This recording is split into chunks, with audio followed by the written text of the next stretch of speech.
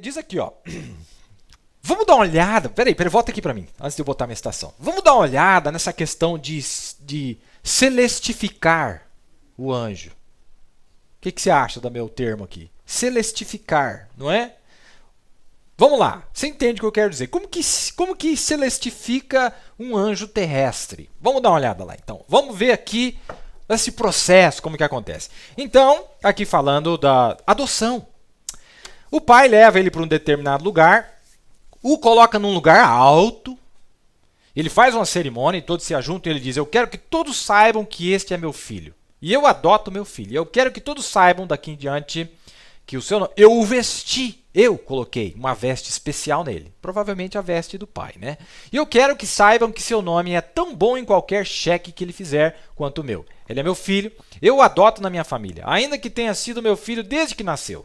Desde que recebeu o Espírito Santo, ele tem sido meu filho. Mas agora eu vou lhe posicionar em autoridade. O que ele despedir está despedido. O que ele contratar está contratado. Verdadeiramente vos digo que se disseres a esta árvore, mova-te, e não duvidar em seu coração, mas crer que aquilo que disseste se cumprirá, podes ter o que pediu. Está vendo? Aí está você, está vendo? Ele é o meu filho. Deus fez a mesma coisa com seu filho quando ele tomou Jesus lá no monte da transfiguração. Ele levou Pedro, Tiago e João, 3 testemunhas da terra, 3 anjos mensageiros da terra. Mas lá estava Jesus, Moisés e Elias e Deus em cima da montanha. Então tinha lá Deus lá em cima ainda, tinha os 3 celestes e mais um acima ainda.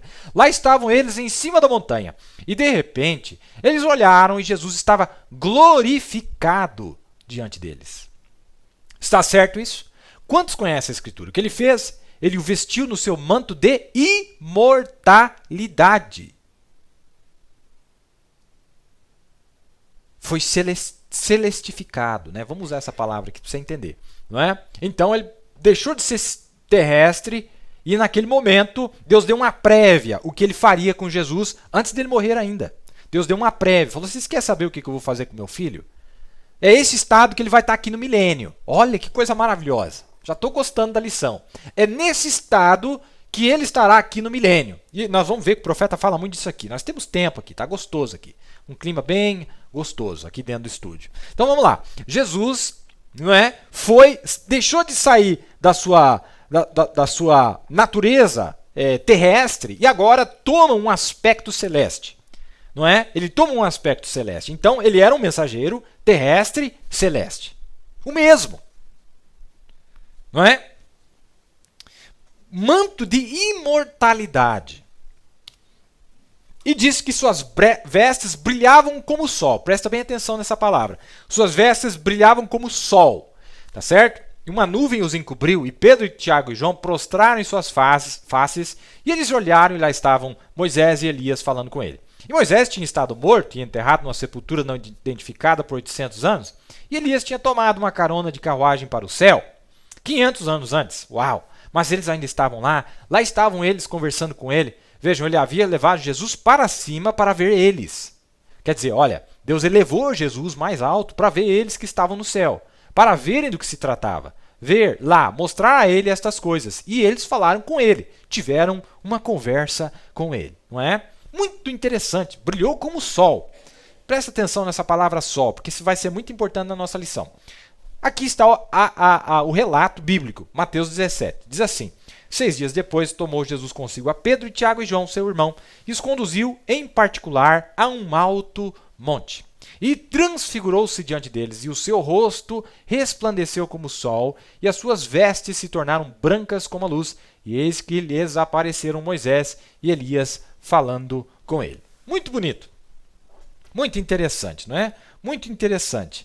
Eu quero mostrar algo para vocês aqui. Agora, vamos dar uma olhada o que o profeta diz sobre isto, meus amados. Aqui o profeta está nas eras da igreja pregada no tabernáculo, a visão de Patmos. Ele diz assim: ele tinha na sua destra, está falando aqui de Apocalipse capítulo 1, verso 16. Ele tinha na sua destra 7 estrelas. Agora vamos dar uma olhada no seu rosto. Da sua boca saía uma aguda espada de 2 fios, e o seu rosto era como o sol quando na sua força resplandece. Se abrir em Mateus 17, enquanto estamos vendo isto, vamos Ele diz assim, Mateus 17, 6 dias depois, que foi a escritura que acabei de ler, os conduziu em particular ao alto monte, transfigurou-se diante dele, seu rosto resplandeceu como o sol, e os seus vestidos se tornaram brancos como a luz. Ele transformou-se. O que ele fez? Passou-se em transformação naquilo que será no dia da sua vinda. Agora, essa sua vinda não é a segunda. Volta aqui para mim um pouquinho. Na primeira vinda, Deus deu uma prévia, como Jesus estaria no milênio. Na segunda vinda, ele deu uma prévia no ministério do Filho do Homem, como ele estaria na sua terceira vinda, o milênio. Mas nem na primeira vinda, nem na segunda vinda, ele veio glorificado. Por isso que quando os gregos perguntaram para ele, nós queríamos ver a Jesus, e eles queriam ver um Deus. E a resposta que Jesus deu, ele disse assim, a menos que o grão de trigo caia no chão, ele permanece só. E então ele tem que cair, ser enterrado, morrer para que ele possa dar muitos.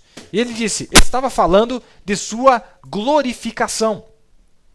Ele estava falando do dia em que ele viria glorificado. E o profeta vai explicar para nós daqui a pouquinho que ali no Monte da Transfiguração, ele fez um ensaio da sua terceira vinda, não segunda.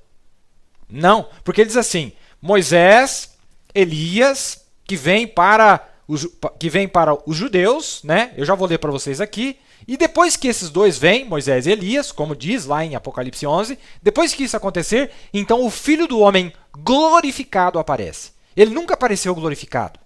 Por isso que quando os gregos vieram para ele, eles ficaram confusos. Não, mas eu pensei que eu ia ver aqui o Deus do trovão, que eu ia ver aqui Thor, Zeus, Vênus, Mercúrio, Marte. É o que eles estavam esperando ver na primeira vinda. Mas eles viam que as obras que ele fazia eram as obras deste super-homem. Vocês estão entendendo? E Jesus deu a resposta certa. Ele disse que o Filho do Homem seria glorificado. Falou, mas eu tenho que morrer primeiro. Se eu não morrer, eu não posso ser glorificado. Eu não posso aparecer na forma que vocês estão esperando. Na forma que nós lemos aqui no primeiro verso. Aquele Deus que alguém vai até ele e pede, não precisa nem de fé. Ô Senhor, faça isso para mim. Tá feito. Ai, meu Deus. Ai, o milênio, meu Deus do céu. Me ajuda esse milênio, que esse milênio é gostoso demais. Meu Deus do céu. Que maravilha. E aqui o profeta está explicando para nós. Não tome minha palavra só. Aguenta aí que eu vou te mandar a citação aí. Vamos apertar os botões aqui e vai cair aí na sua casa. E vai ser uma ogiva de amor. Olha que maravilha. Vai ser o cogumelo do amor divino, né? Olha que maravilha. Vamos lá então. Explicação do profeta. Aqui ele está conectando Apocalipse 1:16 com Mateus 17, mostrando que aquilo que foi uma prévia em Mateus 17, em Apocalipse capítulo 1, é quando aquilo estiver em evidência, no milênio. No milênio. Vamos dar uma olhada lá. Mateus 17. Pegou Pedro, Tiago e João, eles conduziam em particular ao alto monte, transfigurou-se diante dele, seu rosto resplandeceu como o sol, e seus vestidos se tornaram brancos como a luz. Ele transformou-se. O que é que ele fez? Passou-se em transformação naquilo que será no dia de sua vinda, não na segunda, viu? Como eu expliquei para vocês. Terceira. Veja, algumas horas antes disso, Jesus havia afirmado aqui no capítulo anterior, ele disse, em verdade vos digo que alguns dos que estão aqui, aí o profeta disse, quantos já sabem o que eu vou dizer? Alguns dos que estão aqui não passarão, não morrerão, até verem o Filho do Homem vindo na glória. Está certo? Ele tomou a Pedro, Tiago e João, porque no Velho Testamento toda a palavra era estabelecida por 3 testemunhas. E os levou ao monte. Então, olha como que Deus faz, sempre 3, né? Repare o que veio primeiro. Eu não consigo parar aqui. Eu tenho de ver isto. Qual foi a primeira coisa que eles viram? Levou-os ao topo. Ele foi transfigurado perante eles, transformado. Sua veste resplandeceu como o sol no meio da sua força. E apareceram com ele Moisés e Elias. Em que forma é que o Filho do Homem vem agora? Primeiro vai aparecer, será Moisés e Elias. Agora ele vai explicar. Tá vendo esse Jesus glorificado? O profeta vai explicar quando que este Filho do Homem, tá? Este Filho do Homem. Quem é o Filho do Homem? É uma grande pergunta aí. Né? É quem é Jesus, né? É Jesus, claro que é Jesus. Em que forma que o Filho do Homem vem agora? Primeiro, vai aparecer Moisés e Elias, que o profeta disse em outras mensagens que no momento estão em um estado glorificado, não em um corpo glorificado. Em um estado glorificado. Por isso que eles também são celestes. Moisés e Elias. Agora, repare, antes de Jesus voltar à Terra, isso é um pouquinho para frente, quando Jesus vem, né? Isso é um pouquinho para frente. Mas o espírito de Elias vai voltar à terra e vai converter o coração dos filhos de volta aos pais, A Bíblia disse isso, Jesus viu-os aqui. Os apóstolos viram aqui a ordem da vinda do Senhor, ordem da vinda do Filho do Homem glorificado. Ele tem de ser glorificado e tem de voltar. Mas a primeira coisa, antes de o verem, glorificado, a primeira coisa antes de o verem glorificado foi o quê? Elias. Depois o quê? Israel. Ou Moisés. Israel. A voltar aqueles que guardam a lei. E depois que apareceu Elias e Moisés, vem o Filho do Homem glorificado. Vê a ordem de sua vinda? O espírito de Elias, ou a testemunha da última era da igreja, veja, vindo em poder para o manifestar. Depois, 144 mil judeus reúnem-se no Monte Sinai, onde Israel tornou-se uma nação. A nação mais antiga do mundo, a bandeira mais antiga do mundo, tem a sua própria nação, sua própria bandeira, e etc. Isso aqui está na visão de Patmos. Agora, veja que interessante. Nessa estação, e em outras estações que eu tenho aqui para mostrar para vocês, o profeta fez uma aplicação diferente da aparição de Moisés e Elias. Como ele explicou aqui. Falou, antes do Filho do Homem glorificado aparecer, o Elias para os gentios tem que aparecer e Moisés para os judeus tem que aparecer. Entendeu? Ele disse, você viu que apareceu esses dois? Ele falou, também representa o Elias que veio para nós, os gentios, e Moisés que vem depois para os 144 mil. Ele faz também estas aplicações. E tem mais citações onde ele mostra isso. E depois que essas duas manifestações ocorrem, para os gentios, para os judeus, depois aparece o Filho do Homem glorificado. Um anjo glorificado.